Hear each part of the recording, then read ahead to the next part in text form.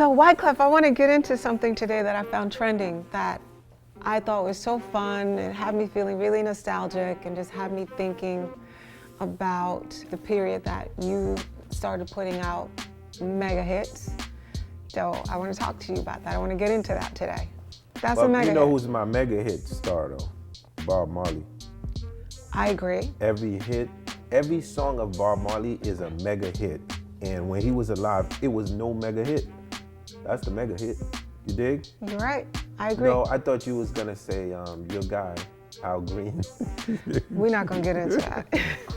That's your boy. That's right. We're not gonna argue today. This fun trending topic I found was called "If This Was the 90s." I mean, just thousands and thousands of tweets, and just a couple of the ones that I thought were kind of funny. If this was the 90s, MTV would be playing real music instead of only TV shows. I like that one. If this was the 90s, Backstreet versus NSYNC would be the toughest decision people would have to make. If this was the 90s, it would take 10 minutes to download this tweet. Well, that's true.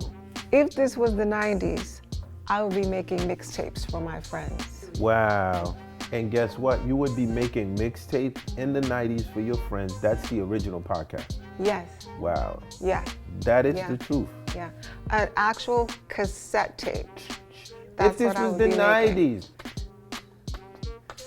Wow. I hear going. a song. I hear a song coming, Maddie, but go ahead. Keep going. So I'm curious. I just want to run that back with you. Wyclef, if this was the 90s, what would you be doing? Wow, just so you know, a song is gonna come out of this. I just got inspired. Do I get publishing? Wow. In order to get publishing, you have to write a line. I wrote a line. Which is if what? This was the 90s. Yeah, everyone who's listening, it's a female Suge Knight. Y'all see what's going on. If this was the 90s, I'd definitely be rocking a lot of jewelry. Mm-hmm. Like, my jewelry's in the vault, and when I go back and I look, and I'll be like, yo, why was I so obsessed with jewelry? Yeah. I think it's the same reason I'm obsessed with Basquiat. Like, I'm obsessed with, okay, so you had a jeweler in the 90s? Yes, I did. All right, let's work. It was a woman. It was a woman too. From where? Yeah, she worked in the Diamond District. She had like in one New of York. those booths in New York in the Diamond District. All right. She was dope. Okay, but you know what was competing with New York with the jewelry in the 90s? Nah. Texas. Oh. The rappers from Texas had some amazing jewelers. Okay. Right? You know what I'm saying? Like, it was so crazy. Like, we ain't even thinking Texas. So I used to have a lion head, like all in diamonds. And I was amazed by how it was put together. Mm-hmm. So for me, that amazed me. And people be like, yo, rappers is always obsessed, spending their money, buying all that jewelry. They done gonna go broke. But you have to understand, there's something about fresh. Yeah. And fresh is like, we can go back to rockers, right? Punk rockers. We can go back to like Liberace, right? You were saying Elton John, right? We can keep going. So there was something about like, if this was the 90s, the level of fashion and I would definitely be, I would be pretty dripped out. Wow. Yeah. Okay. Yeah. Okay. What else did you do in the 90s? I would say in the 90s, I'd probably be going to a Biggie Smalls concert, opening up for Biggie and Puffy, and leaving New Jersey, coming from Newark, going in 60 seconds. I remember that we literally was flying to get to that concert. Let me think. For me, if this was the 90s, I could freely be wearing these earrings and nobody would think I'm just being nostalgic. It would be for the time.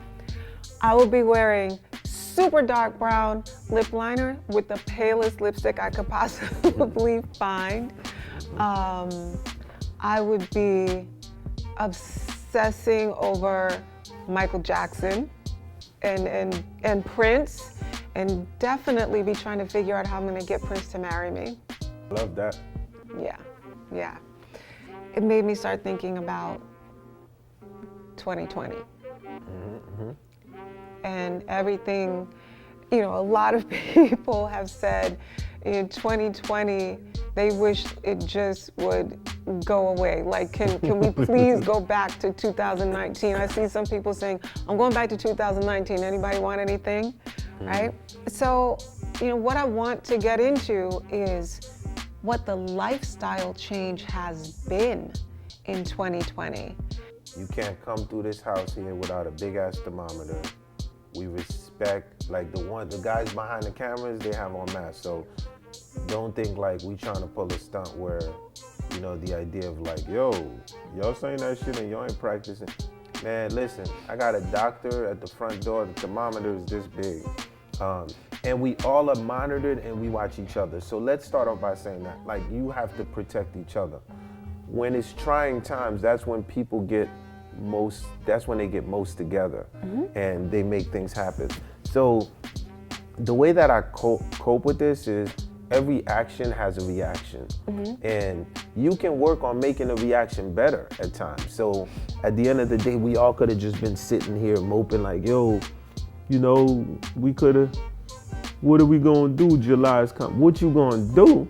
Like, there's 30 million things to do. So we want to encourage everybody to definitely keep going. Yeah, I agree. They always say though, amongst like, when things look like the darkest, that's when light's gonna come. So I think we all have to hold on. You know, at times we talk about like mental health. Yeah. And so I think this is definitely a time for us to make sure that we are staying in communication with those that we love. Give them a call every day, because it's different. I would say now is different than then. They actually, you know, especially like people who just sitting around trying to figure out what they're gonna do. So if you love somebody, make sure you give them that call every day. Just give them one call. I agree. Once again, amazing things we got into. Thank you for having me, White Class, on That Back.